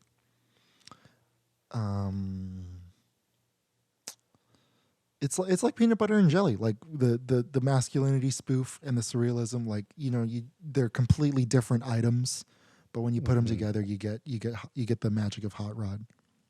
Yeah, absolutely. And you mentioned how funny this movie is through its dialogue, but it's not even just that. There's a lot of great physical comedy, which is always something that I love when they don't just cheap out and have just like weird dialogue, and that's where all the jokes come from. A lot of it's fucking great and physical.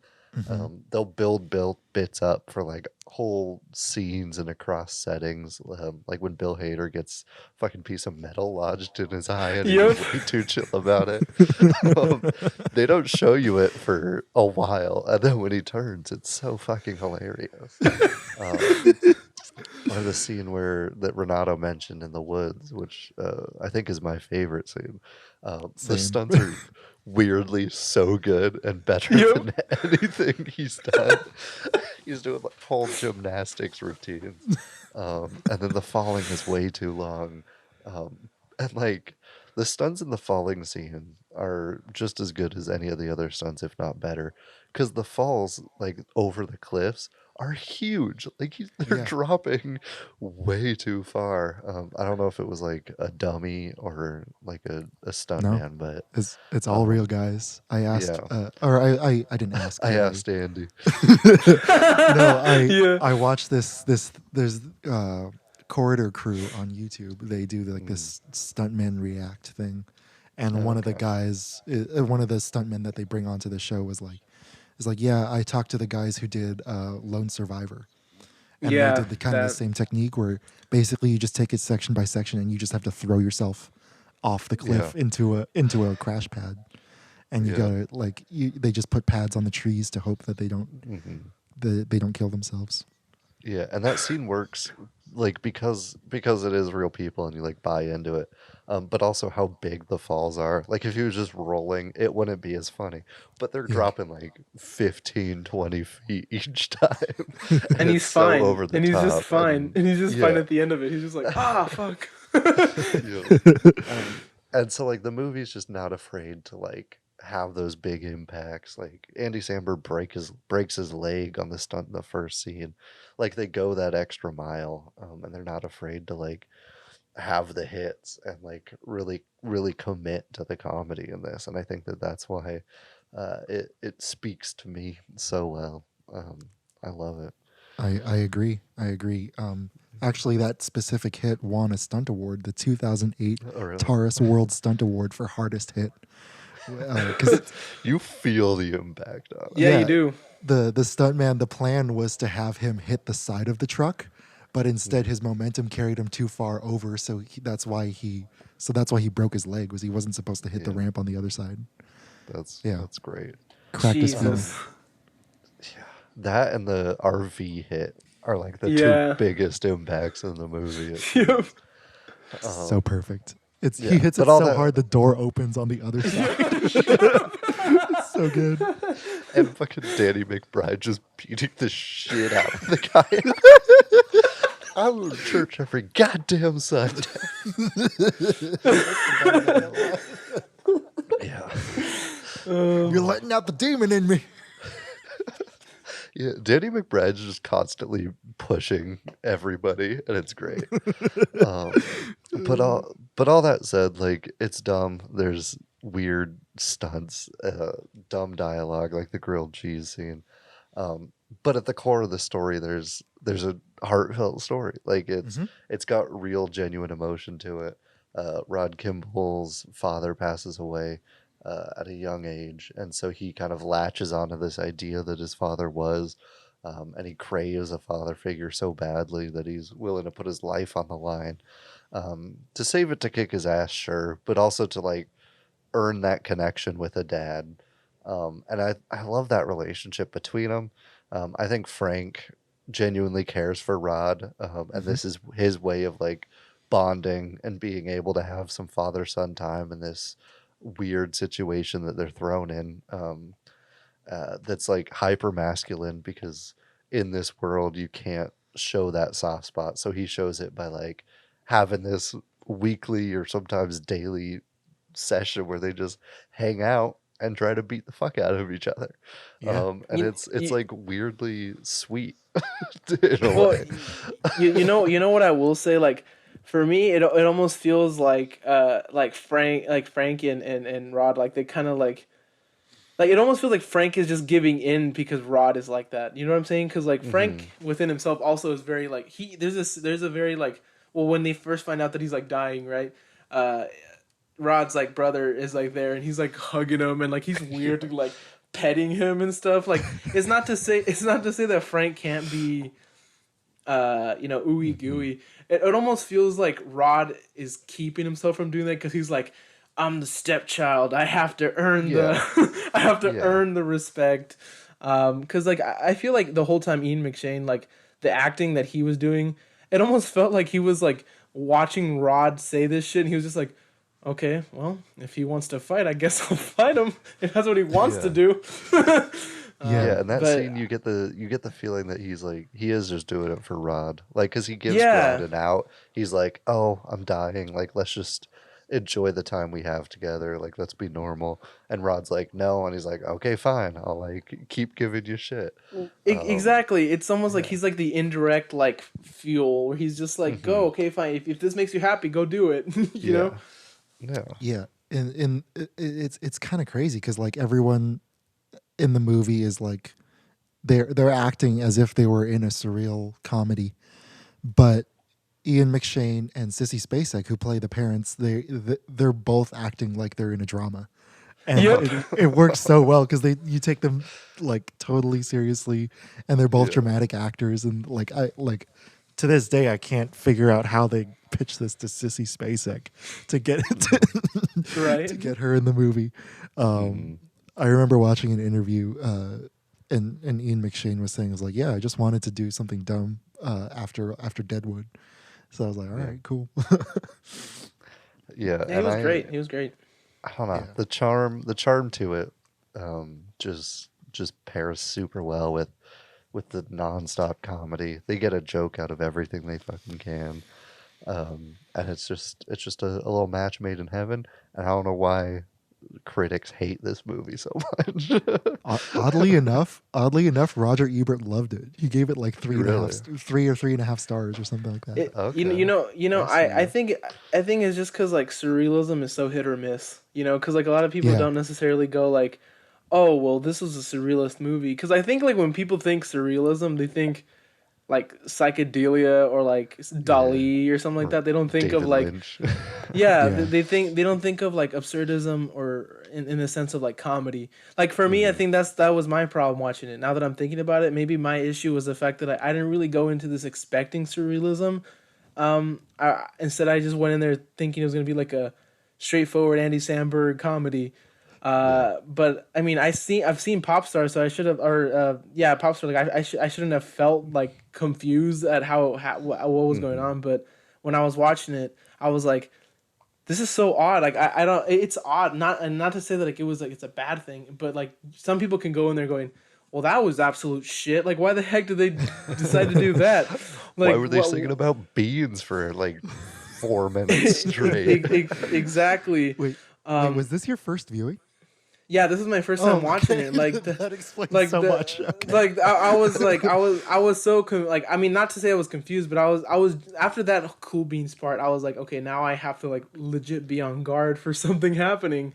Yeah. Like for example, one of my favorite moments, and we didn't mention him yet, but Will Arnett playing like the asshole douchebag. Like I love the scene where he's like, babe. He's just yelling for way too long. It's freaking incredible. I love the scene where Dave is like, why'd you go by Voltron? He goes, I don't know, 'cause it's freaking awesome. Like it's such a like all these responses. I think my first viewing, I'll have to watch it again because like I was expecting something different, and I think that was my issue, expectation. But that being said, like I think just like the main three guys, obviously, and the brother too, like the four guys, like they're hilarious. Like they're great together. Like they all have a wonderful like dynamic. You know what I'm saying? Yeah, and, absolutely. I know the scene that like where he's showing like his movie is supposed to be like this turn where he's like, oh, I'm unlegit now.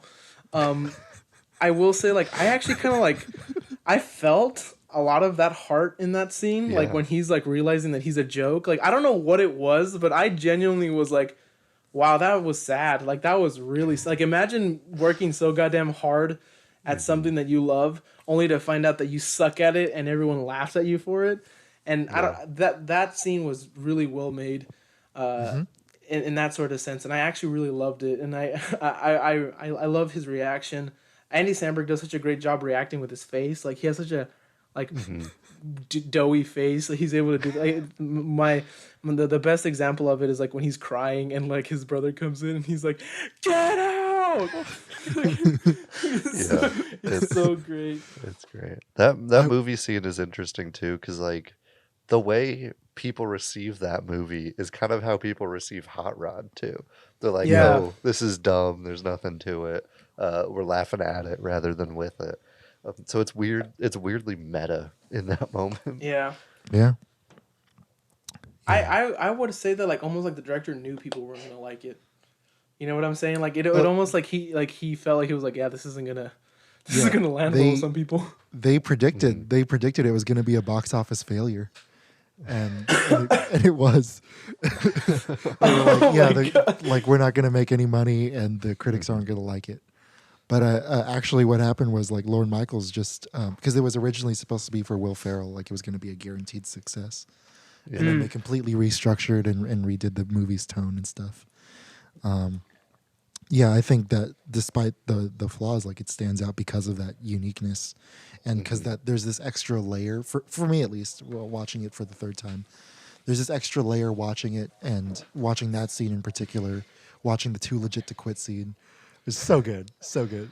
Yeah. I was too legit. Too legit to quit, but now I'm unlegit. I'm unlegit, and therefore I must quit. I love his like normal person like get up. Like I love how like it goes from him wearing like a stuntman suit and a cape, and it's just a fucking like dad suit. With all of the alcohol in the goddamn world. Yeah. Yeah, like, but the extra layer of enjoyment for me is constantly wondering throughout the runtime, like, how the hell did they get away with this? Like, how did they get a big Hollywood budget for a movie like this? Yeah. And like, the answer is just Lorne Michaels. Is just he's just the great producer. Mm-hmm.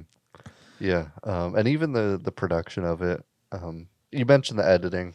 I think the editing's kind of eh. I'm in agreement with you, except for in those montage scenes. I love those so much. But like even the scene that Nato mentioned, where he's like, "Oh, you look pretty." What do you say? You look shitty, bye, Denise. Like it was raining during Andy Samberg shots, and they digitally removed all the rain. So like, sure, it's this weird low budget seeming like shitty stunt movie. but like they did all this crazy stuff, and it goes so hard at weird points of the movie. And it's great. Like another moment that's pretty obvious is the march to the stunt where everybody comes in Yep. and it gets to this like weird larger than life parade until it turns into a fucking riot out of nowhere.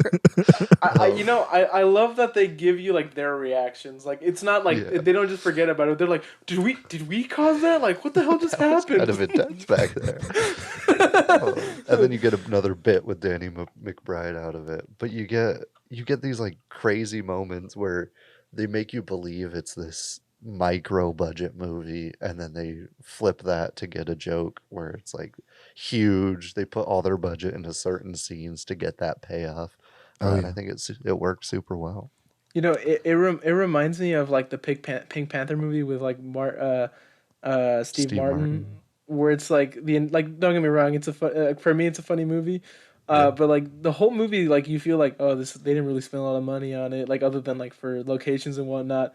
But then out of nowhere, like a dude like crashes into like a fruit stand, and the fucking fruit stand like explodes, like he goes, and he crashes, and he was riding like a bicycle, and he just falls over, and it just goes. Yeah, I think it's a great movie. We're over 2 hours on this episode, so we don't have to go in too much. We mentioned kind of our favorite scenes throughout. If you guys have any more you want to shout out, speak now or forever hold your peace. The acid montage when Bill Hader's talking about the thing, and you see the director putting on his top hat and slowly sliding away. What the hell? And gives like weirdly profound life advice. The taco and the grilled cheese payoff is excellent. Actually seeing Taco kill grilled cheese with prison rules. Yeah, and like I have the grilled cheese bleeding. It's so good. The Operation Fiscal Jackhammer montage when they're in the ice rink, and every single scene is so brilliantly done because like all of them are working and doing a different task, and Rod's like facing the camera. And the homeless man payoff there. Yeah. So good. You mentioned the riot featuring "You're the Voice" by Europe, which is, or was it by Europe? Yeah, it was. There's Europe. a lot of Europe in this movie. A lot of Europe. The soundtrack's fantastic. Like it's just shitty enough that it's great. Yeah. But like I said, my number one favorite scene is when he's in his quiet place and he does the song "Never" from the movie Footloose. It's by the band Moving Pictures. Shout out Moving Pictures. This is kind of where I see the biggest tie between surrealism and 80s masculinity spoof. And like I actually went back and I watched just the scene from Footloose, and it's like pretty close. Like they actually like when he like smokes the cigarette and just takes like 2 puffs and spits out the beer and throws the bottle. The way he does it is exactly the way Kevin Bacon does it. There's this great scene where like Kevin Bacon is doing this like really like over the top like fist punching dance. And when they get to the chorus, the never, and but when Andy Samberg does it, he's like freaking breakdancing. And I love when they, because in Footloose when they cut to him doing the giant front flip, they repeat that cut 7 different times, but for Hot Rod it's 12 different cuts. So it's even more like in your face and over the top. I love it. It's great. Even him recounting that scene is great. He's like, I went to a wooded glen and I punch danced my frustrations out. Yeah. That and the riot scene are my top 2, I think. Yeah, I think Riot is up there for me, and I know that. I mean, it was my first time, so like it's stuck in my brain forever. But Cool Beans, Cool Beans, definitely That made one me you laugh either out. love or you fucking hate it. I genuinely don't understand how you hate it, because it comes out of nowhere. Because they're just. I mean, it starts off like a normal like reconciliation scene. It's just like, I'm sorry, you know. He's like, it's okay. Blah, blah, blah, blah. Are we cool? We're Cool Beans. And then all of a sudden, like from then on out, you're like, oh shit, what the heck? Yeah. It's a very like modern internet age kind of joke. Like that's some TikTok ass bullshit. Yeah, dude. That scene was supposed to be cut, but Andy and Jorma edited it behind Akiva's back. And then when he saw it in the latest cut, he was like, okay, I'll keep it. Yeah, damn, that's great. We also didn't mention the AM radio scenes, but I think that part's hilarious, especially when he's like announcing it and he's like, "Man, you have to see to believe this." And, like nobody cared because of this dude. I also love how he calls out, like he's like, oh, and he's gonna win the $50,000 for his conveniently priced surgery. Yeah, it's great. I love this movie. It's got a lot of heart. It's got something to say, and it's batshit hilarious. So if you haven't seen it and you saw bad reviews for it, watch it anyway. It's one that people get wrong a lot. I agree. I watched it on Amazon Prime. I had to pay to rent Kung Fu Panda 2. Same. And I think Nightcrawler should still be on Netflix by the time this episode comes out.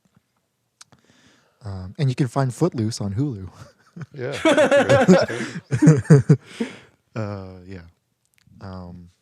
Cool. Anyways, thank you, Renato, for coming again to the show. I appreciate you. Thank you for having me. This is always a splendid time to talk about movies. Yeah, and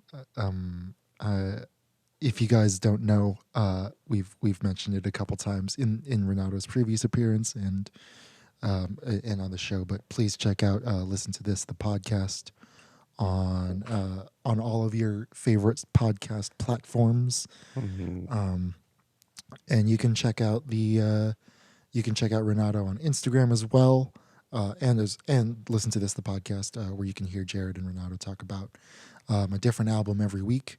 It's pretty awesome, especially if you love music and you love all genres of music. And you can check out the Jaredcast on Facebook, on Instagram, on YouTube, on Spotify, Stitcher, and SoundCloud, and Apple Podcasts. Anything else you guys want to say to the people before we head out? I love you. I mean, love you too. Go ahead, Jared. Go ahead, Jared. I've been talking over you. Go ahead. No, that was it. That was all I got. Thanks for listening. Appreciate it. Thanks for joining us. It's always great to have a conversation over Zoom with my boy Renato. I know everyone's lining up for a VIP ticket to have a Zoom call with me. Yeah. Thanks to you guys, Olympian. but yeah, 6-time Olympian. So I'm making it in the world, guys. But that being said, yeah, go check us out on our other podcast. Listen to This podcast. Go check out Jared's episodes. Jared, he was there for our basically our band draft, and then he was there for our Little Sims review of her album. So thank you so much for having me on. Thank you for listening, and thank you again for having me on, man. Oh yeah. Alrighty, audience. We love you. Goodbye. Bye-bye.